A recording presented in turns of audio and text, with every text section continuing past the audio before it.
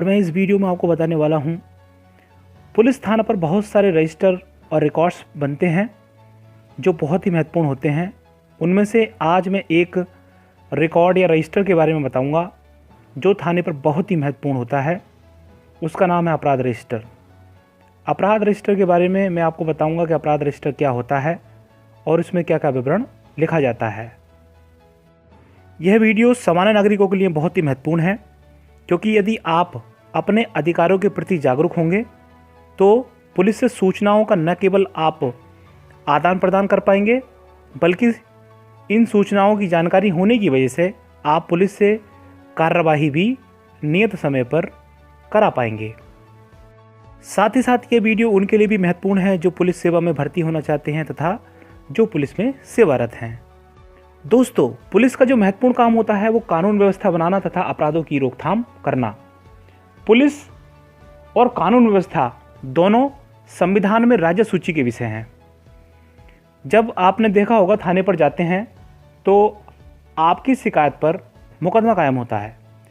मुकदमा कायम होने के बाद क्या आप जानते हैं कि उस मुकदमे की महत्वपूर्ण विवरण का इंदराज अपराध रजिस्टर में किया जाता है।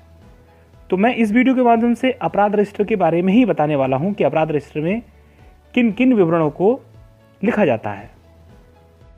पुलिस थाना पर जितने भी मुकदमा कायम होते हैं सभी को अपराध रजिस्टर में अंकित किया जाता है। सभी थानों पर अलग अलग अपराध रजिस्टर मेंटेन किया जाता है तथा सभी की अपराध संख्या अलग अलग होती है। अपराध संख्या के ऑब्लिक में वर्ष अंकित किया जाता है, जिससे उस मुकदमे के वर्ष तथा क्रम संख्या का ज्ञान होता है।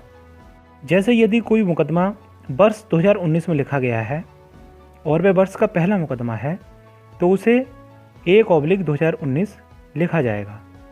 यदि कोई मुकदमा वर्ष 2018 में लिखा गया है तो मुकदमे की क्रम संख्या के ऑब्लिक में वर्ष 2018 लिखा जाएगा।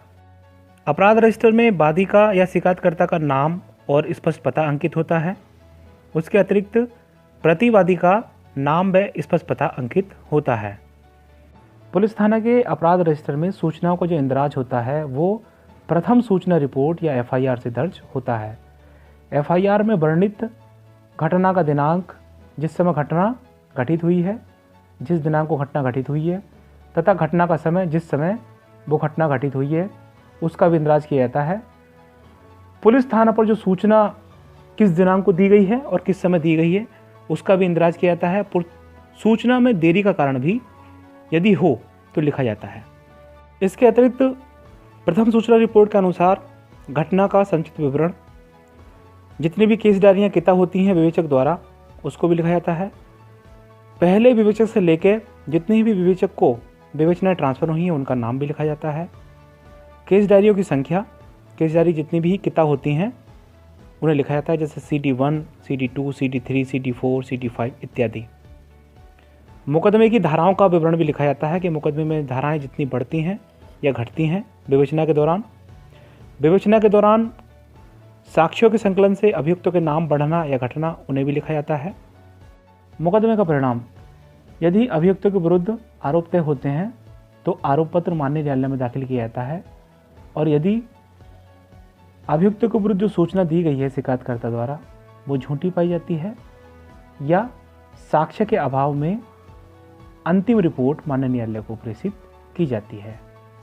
इसके अतिरिक्त जब मुकदमा ट्रायल पर आता है तो कोर्ट द्वारा जितनी भी सूचनाएं जो है थाने को प्रेषित की जाती हैं, जैसे अगर किसी अभियुक्त की जमानत हो गई है तो उसे भी अपराध रजिस्टर में इंदराज किया जाता है।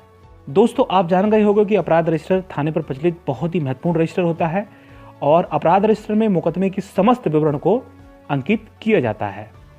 यदि दोस्तों आपको ये वीडियो पसंद आई हो तो कृपया लाइक और सब्सक्राइब अवश्य करें